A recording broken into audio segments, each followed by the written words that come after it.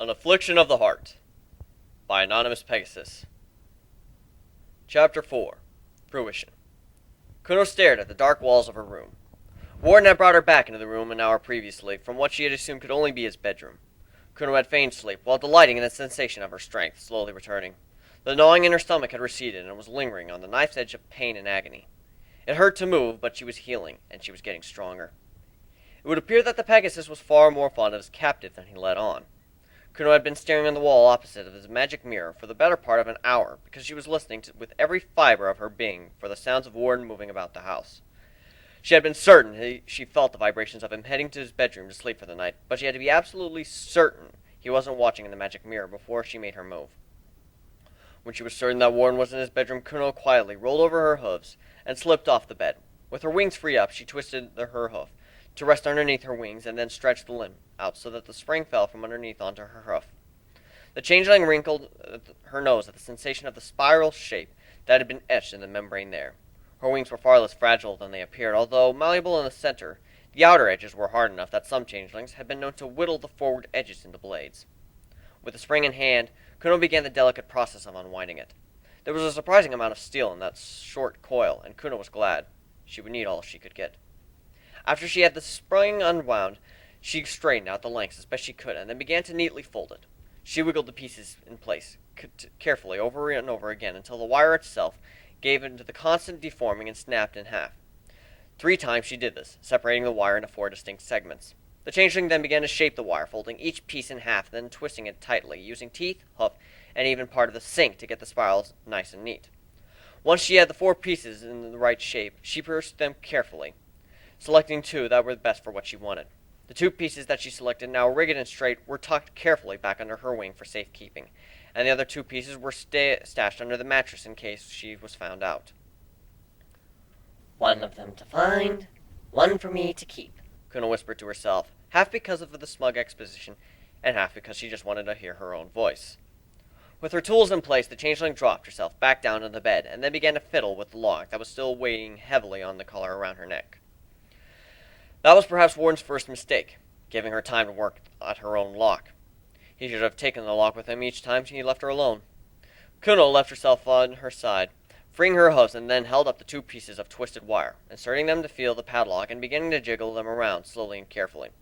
It would take a lot of trial and error to get the correct combination and pressure of the locks to unlock the padlock, but she was patient, and she had all night. By morning, Kuno had managed to unlock her padlock a total of 5 separate times. She was becoming quite good at it, and that last try only took her 5 minutes to set the tumblers right and get the spring open. The victory had cost her one of her picks, though, snapped when she twisted and turned it too hastily. Unfortunately, that was all the practice she could afford. Celestia's brilliance was rising in the east, and she had run out of time. Kuno carefully placed her 2 picks back to the little nook between her right and back wing, pressing her wing down so that the membranes would deform over them and keep them in place. With that done, she retrieved the broken pick and the single remaining whole pick, then rolled over to face the mirror, beginning to work at her lock again. The changeling was unsure how long she lay like that, fruitlessly wiggling the pick back and forth in a rough approximation of lock-picking. The broken lock-pick she had stuffed deep into the lock, where it could be difficult to extract, and she was feigning tugging at it. The door opened to the room, and Kuno stiffened at the merest of moments, before calming her breathing and trying to still her racing heart. Her neck muscles quivered as she suppressed the urge to turn her head towards the sound, and she feigned continued deafness. Doggedly, her hooves continued to work at the lock, wiggling the picks back and forth, though trying her very, very best to unlock it. A hoof touched her side, and she yelped, spinning around and stuffing her hoofs underneath herself, lowering her nose and thinking of the most embarrassing thing she could. The image of Warden walking on herself as she had her hooves stuffed between her hind legs did it, and a faint tinge of red found her cheeks. I wasn't doing anything," Kuno protested weakly, quite obviously wiggling her hooves to push the picks under the mattress. This thing is heavy." Warden scowled at her, his eyes narrowing, raising a hoof to point accusingly at the broken pick stuffed in the padlock.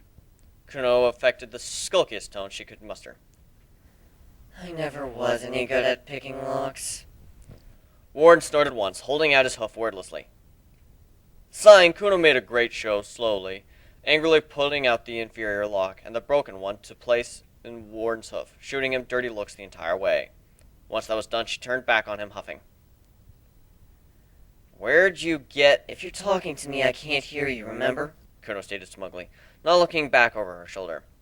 There was a growl of anger from behind her, and Kuno suppressed a giggle as Warren stomped off.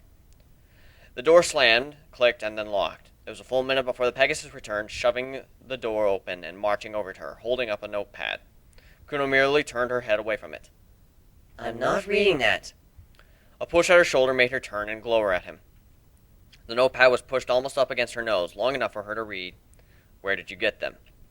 The notepad was drawn back, and Warren arched an eyebrow at her, crossing his hooves angrily.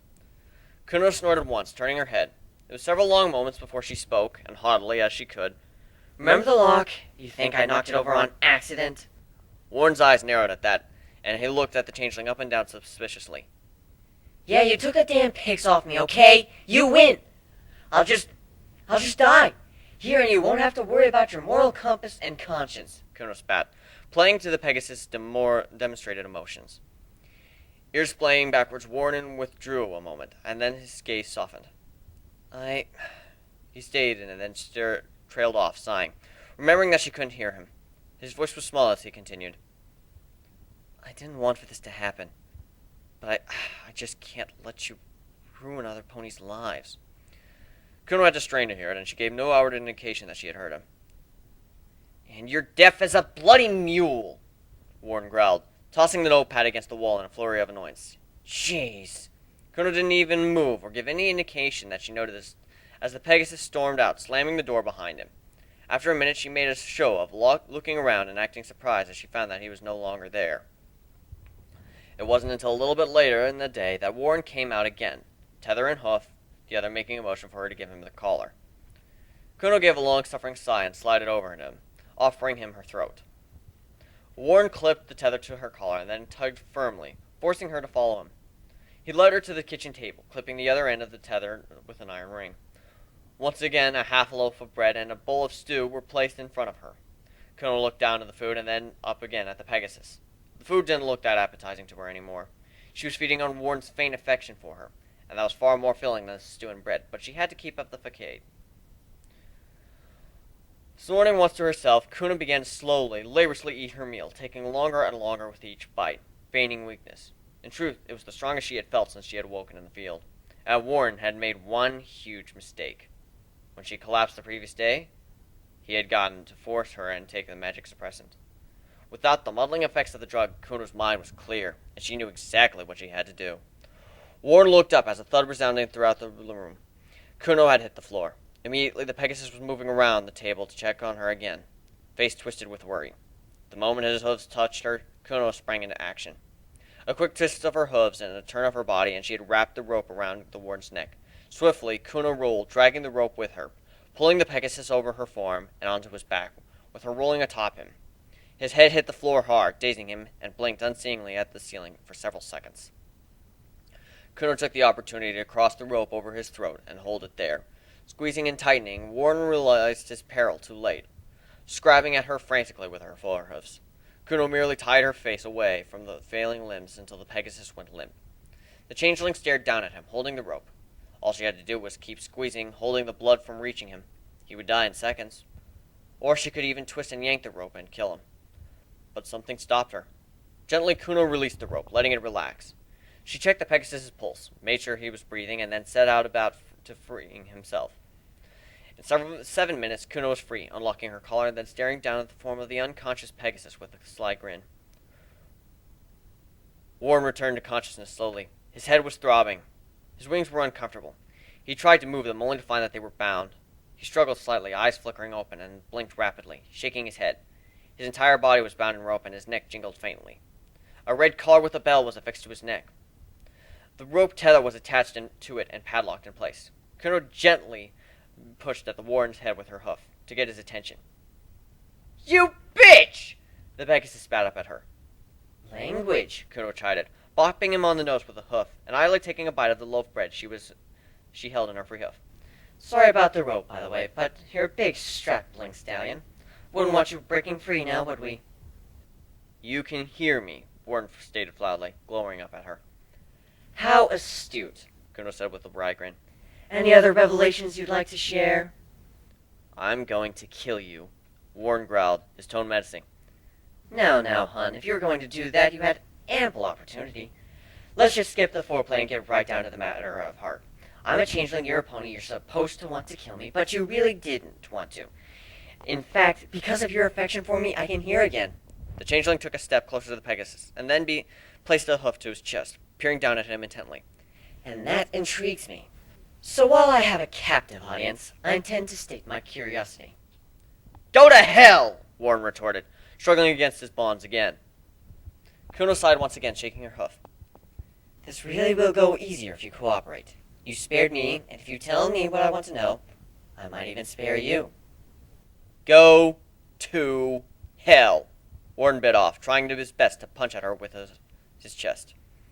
Oh, come now, this is going to get tiresome very quickly. Kuno tilted her head down to the pony, and then pursed her lips. I didn't want to do this, but you leave me little choice.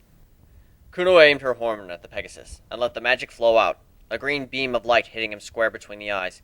He convulsed, crying out once, and then went still and quiet. The changeling peered at the Pegasus, grinning and leaning closer, trailing a hoof along his cheek. His eyes were green and vacant under her spell, and even though she felt her energy reserves teetering on painfully empty again, Kuno smiled. Let's see what makes you tick, She whispered.